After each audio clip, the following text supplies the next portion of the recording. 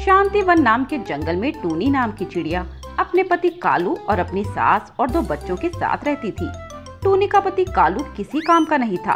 वो ना तो कुछ काम करता और ना ही घर की कोई जिम्मेदारी उठाता था।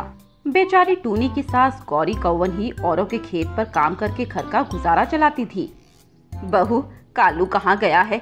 दिखाई नहीं दे रहा। माँ जी, सुबह से उनका कुछ पता नहीं, और आपको तो पता है वे कभी कुछ बताकर भी नहीं जाते कि कहाँ जा रहे हैं। हे भगवान, इसे थोड़ी सद्बुद्धि दे। 2 बच्चों का बाप हो गया है, पर अकल रत्ती भर की नहीं है। इसे तो अपने बच्चों के भविष्य की कुछ नहीं पड़ी। ना जाने क्या होगा इसका, मुझे तो समझ नहीं आता। तभी रामू कबूतर भागता हुआ टूनी के पास आता है। गौरी मौसी, वो कालू। क्या कालू? मौसी, कालू को जंगल के कुछ पक्षियों ने घेर लिया है और वे उसे मार रहे हैं। मैंने बचाने की बहुत कोशिश की, पर उनकी लड़ाई रुकी नहीं रही। उन्होंने कालू को मारते मारते अधमरा कर दिया। आप जल्दी चलिए। बहू, टूनी तू यहीं रुक, मैं अभी देख कर आती हूँ। हे भगवान, मेरे बच्चे की रक्षा करना। वो भले कैसा भी हो, पर है तो मेरा बेटा ही। गौरी भागते भागते वहाँ जाती है और देखती है कि कालू अधमरी हालत में पड़ा हुआ था। गौरी उसे तुरंत हॉस्पिटल लेकर जाती है, लेकिन रास्ते में ही उसकी मौत हो जाती है। अपने बेटे को भरी जवानी में खोने से गौरी की दिमागी हालत बिगड़ जाती है और वह पागल सी हो जाती है। भगवान, तूने ये क्या किया? एक ही झटके में मुझसे मेरा परिवार छीन लिया। अब मैं क्या करूं? कैसे इन दोनों छोटे छोटे बच्चों को पालूं? माँ, हमें बहुत भूख लगी है, कुछ खाने को दो ना। घर में तो राशन ही नहीं है, मैं कहाँ से तुम्हें खाना बना कर दूं? माँ, मेरे पेट में भूख से दर्द हो रहा है, कुछ खाने को दे दो ना। टूनी बहुत दुखी हो जाती है। उसे समझ नहीं आता कि वह अपने बच्चों को खाना कहाँ से ला कर दे। रुको बच्चों, मैं अभी नीचे जाकर देखती हूँ, क्या पता नीचे वाले कमरे में कुछ राशन रखा हो। टूनी राशन की तलाश में नीचे जाती है। नीचे जाकर वह खाने की तलाश करती है, पर उसे कुछ भी खाने को नहीं मिलता। तभी उसकी नजर अपनी सिलाई मशीन पर जाती है और टूनी मन ही मन में सोचती है, मुझे तो कपड़े सिलने आते हैं, क्यों ना मैं कपड़े सिलना शुरू कर दूं। इससे मुझे घर के बाहर भी नहीं जाना होगा और घर में रहकर ही काम कर लूंगी। सासू माँ और बच्चों का ख्याल भी मैं ही रख पाऊंगी। टूनी नीचे से अपनी सिलाई मशीन उठाकर लाती है और अपने घर के बाहर अपनी मशीन लगा लेती है और लिख देती है कि यहाँ कपड़ों की सिलाई की जाती है। कुछ ही देर में गांव की पक्षी औरतें टूनी के पास आने लगती हैं। अरे टूनी चिड़िया, तुम्हें सिलाई भी आती है क्या? हाँ रूपा बहन, मुझे सिलाई आती है। मेरी शादी होने से पहले अपने मायके में सभी के कपड़े मैं ही सिला करती थी, पर जब से मेरी शादी हुई मैंने सिलाई छोड़ दी थी, क्योंकि कालू जी को मेरा काम करना पसंद नहीं था। कहते थे हमारी घर की बहू काम नहीं करती और ना ही हम बहू की कमाई खाते हैं। पर अब तो हालात ही ऐसे हैं कि काम तो करना ही होगा, वरना खाएंगे क्या? सही कहा टूनी बहन, तो तुम मेरा नाप ले लो। ये लो कपड़ा, मेरे लिए एक सुंदर सा ब्लाउज तैयार कर देना। और पैसे कितने लेती हो तुम सिलाई के? ब्लाउज के 150 और सूट सलवार के 100। और कुछ भी सिलवाना हो तो बता देना, मैं कम दामों में भी सिल दूंगी। नाम भी बहुत कम है टूनी तुम्हारे। मैं जंगल की सभी औरतों को बताऊंगी, ताकि ज़्यादा से ज़्यादा पक्षी औरतें तुमसे ही कपड़े सिलवाएं। ठीक है, अब मैं चलती हूँ। वह रूपा तोती जंगल के सभी औरतों के पास टूनी के प्रचार कर देती है और जंगल की सभी पक्षी औरतें टूनी के पास ही अपने कपड़े सिलवाने आती हैं। अरे टूनी, तुम तो बहुत ही अच्छे कपड़े सिलती हो, तुम अपना एक बुटीक क्यों नहीं खोल लेती? मैं भी यही सोच रही हूँ, पर मेरे पास इतने पैसे ही नहीं बचते कि मैं बुटीक खोल लूँ। जो भी कमाई होती है घर के खर्चे में लग जाती है। कोई बात नहीं, मैं तेरी मदद कर दूंगी। मेरे पति की एक संस्था है जो तुम जैसी गरीब पक्षियों को आर्थिक मदद करती है। मैंने जब मेरे पति को तुम्हारी कहानी बताई तो वे तुम्हारी मदद के लिए राजी हो गए थे। वह लूसी कबूतरी टूनी की मदद करती है और टूनी आखिरकार अपना एक बुटीक खोलने में कामयाब हो जाती है। आपका ये एहसान मैं जिंदगी भर नहीं भूलूंगी। आज आपकी वजह से मैं अपना सपना पूरा कर पाई। आप नहीं होती तो पता नहीं मैं यहाँ तक पहुँच भी पाती कि नहीं। इसमें मेरा कुछ भी हाथ नहीं, यह तो तुम्हारी खुद की मेहनत है ना। टूनी की कमाई अब दुगनी हो जाती है। वह अकेले ही अपने घर की सारी जिम्मेदारी उठा रही थी। टूनी अपनी सास का भी इलाज करवा देती है और वह भी अब ठीक हो जाती है। इसके बाद वे सभी खुशी खुशी एक साथ रहने लगते हैं। एक समय की बात है, दूर किसी जंगल में 2 पक्षी टूनी चिड़िया और मुन्नी कबूतरी रहते थे। वे दोनों पक्के दोस्त थे और हमेशा एक दूसरे की मदद करते थे। उनकी दोस्ती पूरे जंगल में मशहूर थी। वे दोनों एक साथ दाना चुगने जाते और एक साथ खाना खाते। ऐसे ही सब अच्छे से जा रहा था। अरे मुन्नी, तू यहाँ क्यों बैठी है और कर क्या रही है? मेरे साथ चल। मैंने आज एक मक्का का खेत देखा है जिसमें बहुत सारे मक्के खड़े हैं। हाँ टूनी, तू सच कह रही है? हाँ मुन्नी, मैं बिल्कुल सच कह रही हूँ और जंगल के सभी पक्षी पहले से वहाँ पहुँच गए हैं। फिर तो हमें भी देर नहीं करनी चाहिए और जल्दी से जल्दी चलना चाहिए, कहीं वो सभी पक्षी हमारे हिस्से का मक्का ना ले लें। हाँ मुन्नी, चलो चलो जल्दी चलते हैं। ऐसा कहकर वे दोनों वहाँ से उड़कर उस खेत की तरफ पहुँच जाते हैं जहाँ बहुत सारे मक्का के पेड़ लगे हुए थे। सभी पक्षी वहाँ पहले से मौजूद थे और अपनी अपनी मक्का तोड़ रहे थे। अरे टूनी, जल्दी जल्दी कर, वरना ये सभी पक्षी ये सब मक्का खा जाएंगे। अब वे दोनों भी उस मक्का के खेत से मक्का को तोड़ने लगते हैं। तभी उस खेत का मालिक कड़कनाथ कौवा वहाँ जाता है। कौवा सभी पक्षियों को अपने खेत से मक्का तोड़ते देखकर बहुत गुस्से में आ जाता है और उन पक्षियों को पकड़ने की ठान लेता है। मैं इनमें से किसी को नहीं छोड़ूंगा। इनकी हिम्मत कैसे हुई मेरे खेत से मक्का चुराने की? ऐसा मन में सोचकर वह अपने नौकरों को एक बड़ा जाल लाने के लिए बोलता है। उसके नौकर पक्षी वो जाल लेकर आते हैं। ये लीजिए कड़कनाथ सेठ, हम आपका मंगाया हुआ जाल लेकर आ गए हैं। चलो अब यह जाल तुम उन सभी पक्षियों पर डाल दो। मैं देखता हूँ ये जाल से बचकर वे कैसे निकल पाएंगे। आपका आइडिया बहुत अच्छा है कड़कनाथ सेठ, देखना वो सभी पक्षी इस जाल में जरूर पकड़े जाएंगे। हाँ हाँ, मुझे पता है, मेरा आइडिया आज तक कभी फेल नहीं हुआ। अब वो चारों पक्षी नौकर उन सभी पक्षियों के ऊपर जाल डाल देते हैं और वे सभी पक्षी उस जाल में फंस जाते हैं। हे भगवान, ये क्या हुआ? ये जाल कहाँ से आ गया? लगता है अब हम नहीं बच पाएंगे। इस खेत का मालिक कड़कनाथ सेठ आ गया है, अब वो हमें छोड़ेगा नहीं, हम सभी मारे जाएंगे। हे भगवान, हमारी रक्षा करो। घबराओ मत दोस्तों, और हमें अब मिलकर इस जाल से बाहर निकलना होगा, नहीं तो पता नहीं वो कड़कनाथ सेठ हमारा क्या करेगा। हाँ टूनी, कुछ करो। पक्षियों, तुम कितने भी हाथ पैर मार लो पर तुम यहाँ से बचकर नहीं जा पाओगे। मेरी कैद से बचकर जाने वाला पक्षी अभी तक बना नहीं। इसके बाद वह कड़कनाथ सेठ उन्हें जाल में फंसाकर अपने घर ले जाता है।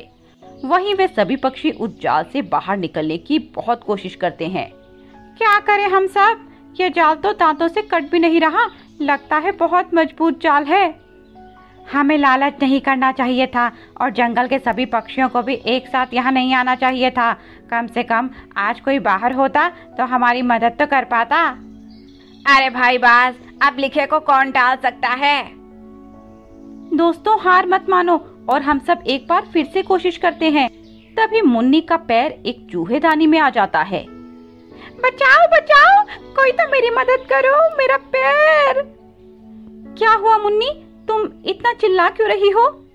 देखो देखो टूनी, मेरा पैर इस चूहेदानी में फंस गया और निकल भी नहीं रहा, मुझे बहुत दर्द हो रहा है। तुम रुको, मैं कुछ करती हूँ। अब वे सभी पक्षी एक साथ मिलकर मुन्नी कबूतरी के पैर से वे चूहेदानी निकालते हैं। मुन्नी का पैर निकल तो जाता है पर उसका पैर जख्मी हो जाता है, उससे ढंग से चला भी नहीं जा रहा था। दूसरी तरफ कुछ पक्षी वो जाल काट देते हैं। चलो चलो सभी चलो, हमें समय रहते यहाँ से चले जाना चाहिए, वैसे भी उस कड़कनाथ कौवे के आने का समय हो गया है। धीरे धीरे वे सभी पक्षी उस जाल से निकल जाते हैं। टूनी चिड़िया भी निकल जाती है। तभी कड़कनाथ कौवे की आने की आवाज आती है। जल्दी निकलो मुन्नी, देखो वो कड़कनाथ कौवा आने ही वाला है।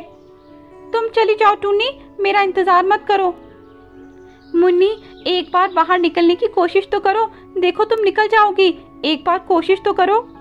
नहीं टूनी, मुझसे चला भी नहीं जा रहा, तुम यहाँ से चली जाओ, मैं कहती हूँ तुम जाओ। नहीं मुन्नी, मैं तुम्हें इस हालत में छोड़कर नहीं जा सकती। पागल ना बनो टूनी, अगर वो कड़कनाथ कौवा आ गया तो वो हमें नहीं छोड़ेगा, कम से कम तुम तो बच जाओगी, इसीलिए कह रही हूँ तुम चली जाओ। नहीं मुन्नी, मैं तुम्हें छोड़कर नहीं जाऊंगी। ऐसा कहकर टूनी चिड़िया मुन्नी कबूतरी को अपनी पीठ पर बिठाकर जाल से बाहर निकाल देती है और कड़कनाथ के आने से पहले दोनों वहां से उड़कर चली जाती हैं। इसी तरह एक टूनी ने सच्चे दोस्त की भूमिका निभाई और अपनी दोस्त को मुसीबत के समय अकेला नहीं छोड़ा। इसे कहते हैं सच्ची दोस्ती। रामपुर के जंगल में इस बार भयंकर अकाल पड़ा हुआ है, जिस कारण जंगल के सभी पक्षी बहुत दुखी हैं। सब भूख प्यास से तड़प रहे हैं। तभी कुछ पक्षी एक पेड़ पर बैठे बातें कर रहे होते हैं। हे भगवान, पता नहीं ये कैसी आपदा इस जंगल पर आ गई है। पहले तो कभी ऐसा नहीं हुआ। हाँ भाई कालू, ये अकाल इस जंगल में पहले कभी नहीं पड़ा। मैंने तो 2 दिन से कुछ भी नहीं खाया। मेरे छोटे छोटे बच्चे भी भूखे हैं। हाँ भाई, सही कह रहे हो, पर इसमें कहीं हद तक हमारा ही हाथ है। हमने इन सभी चीज़ों की बहुत बेकदरी की, इसीलिए अब इस स्थिति में आ गए हैं। पर भाई लोग, हम ऐसे हाथ पर हाथ रखकर नहीं बैठ सकते। हमें कुछ ना कुछ तो करना ही होगा।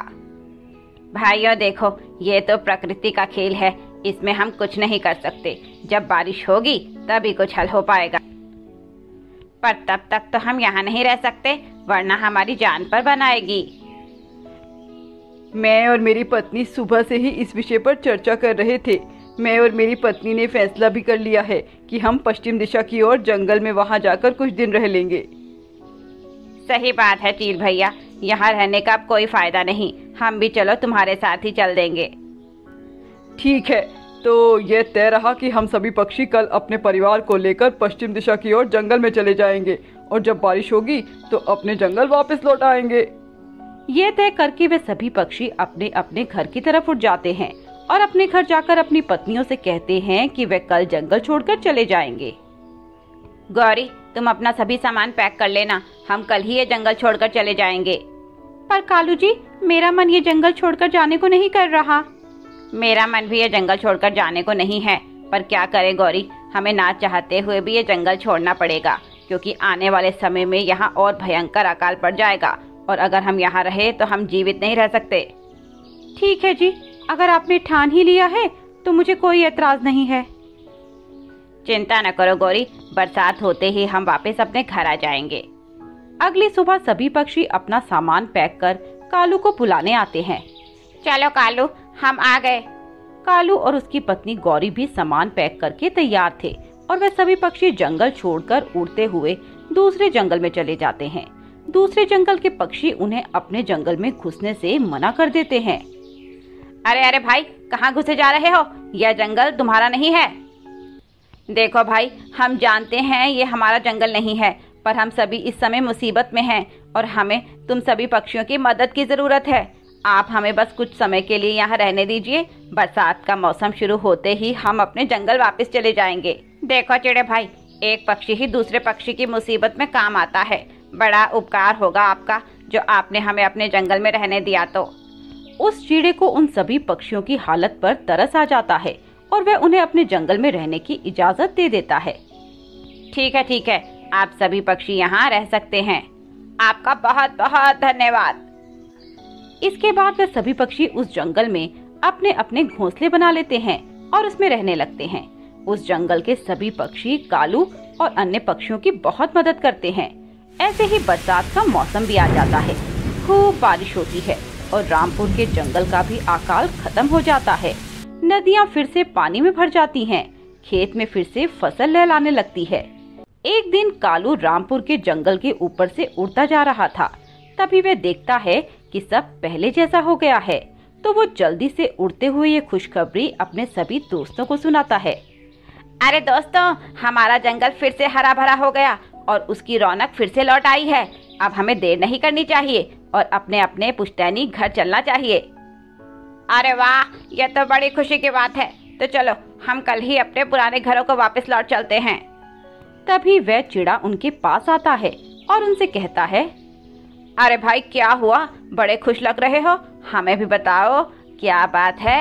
अरे भाई, हमारा जंगल फिर से खिल उठा है, उसकी रौनक फिर से लौट आई है, नदियाँ फिर से उठी हैं। अब हमें अपने पुराने घरों को लौट जाना चाहिए। बाकी आपकी मदद के लिए बहुत बहुत शुक्रिया। ठीक है कालू भाई, बड़ी खुशी हुई आपसे मिलके। उम्मीद है हमारी ये दोस्ती आगे भी बनी रहेगी और हम मिलते रहेंगे। क्यों नहीं भाई।